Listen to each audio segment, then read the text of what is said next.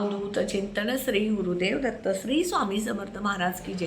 स्वामी दत्त सेवा या चॅनलवर तुम्हा सर्वांचे खूप खूप स्वागत। तुम्हा सर्वांचं आरोग्य उत्तमाचं राहू दे, राहिलेलं अशा आरोग्यदायी जाऊ दे, तुम्हा सगळ्यांना दीर्घायुष्य मिळू दे अशी मी स्वामी चरणी प्रार्थना करते आणि माझ्या व्हिडिओला सुरुवात करते।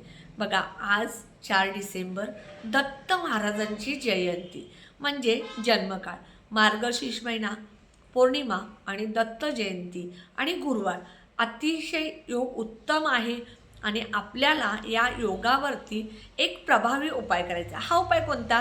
तर तुमच्या घरामधलं दारिद्र्य दूर करण्यासाठी। कसं असतं बघा, आपण खूप कष्ट करत असतो, खूप काम करत असतो, खूप मेहनत करत असतो, पण त्याचं चीज होत नाही आणि सतत आपल्या आयुष्यामध्ये दारिद्र्य असतं। आलेला पैसा टिकतच नाही आहे, पैसा पुरतच नाही आहे किंवा पैसा स्थिरच राहत नाही। म्हणून आपल्याला अतिशय प्रभावी असा एक उपाय करायचा आहे। हा उपाय तुम्हाला आज दिवसभरात कधीही करू शकता, फक्त 12 ते 12:30 ही वेळ सोडून। सगळ्यात पहिल्यांदा बघा काय करायचं, एक नारळ घ्यायचा, एक कलाव्याचा दोरा घ्यायचा, तो दोरा नारळाला गोल 5 किंवा 3 किंवा 7 गोल राऊंड मारायचे। त्यानंतर 3 अगरबत्ती, 3 पिवळी फुलं, खडीसाखर, शुद्ध गाईच्या तुपाचा दिवा आणि 1 तांब्या पाणी, त्यामध्ये चिमूटभर हळद टाकलेलं। ह्या सगळ्या वस्तू घेऊन तुम्ही तुमच्या घराच्या आसपास दत्त मंदिर असेल, स्वामी समर्थ महाराजांचं मंदिर असेल तिथे जा।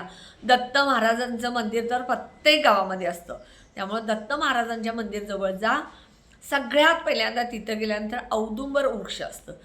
औदुंबर वृक्ष म्हणजे साक्षात दत्त महाराज त्यामध्ये असतात।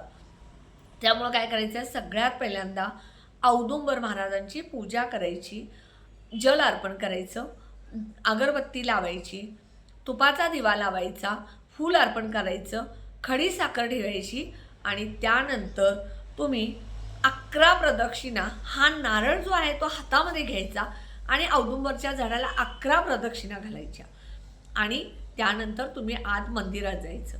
त्यातली थोडी खडीसाखर, अगरबत्ती, पिवळी फुलं जी आहेत ते दत्त महाराजांच्या चरणी अर्पण करायचा। तुपाचा दिवा जो औदुंबर वृक्षाजवळ लावलेला आहे तो तसाच मंदिरामध्ये महाराजांच्या समोर न्यायचा, दत्त महाराजांना दिवा ओवाळायचा आणि त्यानंतर तुम्ही हा जो नारळ आहे, हा नारळ महाराजांच्या चरणाजवळ अर्पण करायचा। अर्पण करत असताना तुम्ही तुमच्या मनातील जी इच्छा आहे ती तुम्ही बोलायची। आता ही इच्छा काय आहे, तर तुम्हाला खूप कष्ट करताय, पैसा येतोय पण स्थिर राहत नाही, सतत सतत सतत पैशाच्या अडचणीहून दारिद्र्य आहे, किंवा तुम्ही व्यवसाय करत आहात, व्यवसायामध्ये यश नाही, सतत या व्यवसायामध्ये अपयश आहे, त्यात भरावा तसा पैसा मिळत नाही, त्यामुळे सुद्धा दारिद्र्य आहे। हे सगळं तुम्ही तिथे बोलायचं आणि हा नारळ अर्पण करायचा आणि 108 वेळा तुम्ही ओम श्री गुरु दत्तात्रेय श्रीपाद श्री वल्लभांना म्हणा, किंवा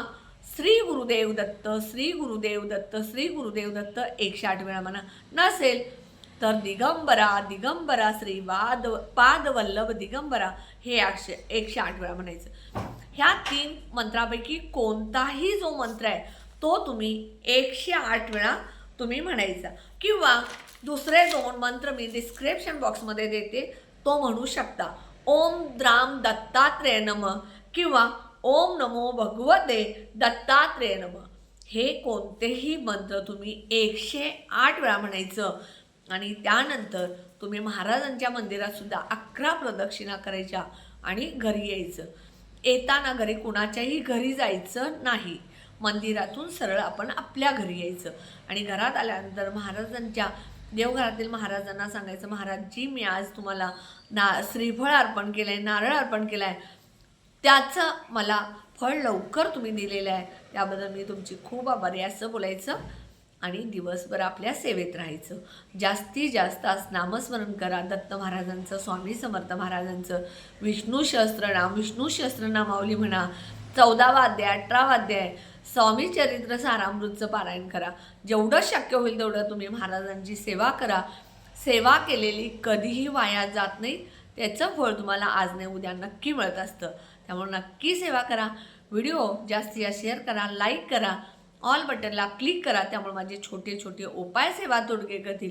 आणि जे कोणी माझा व्हिडिओ नवीन बघत असतील त्याने प्लीज माझ्या व्हिडिओला सबस्क्राईब करा.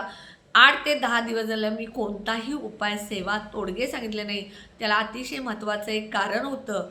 कारण स्पष्ट सांगता येत नाही आणि व्हिडिओ न टाकल्याबद्दल दिलगिरी व्यक्त करत आहे. श्री स्वामी समर्थ.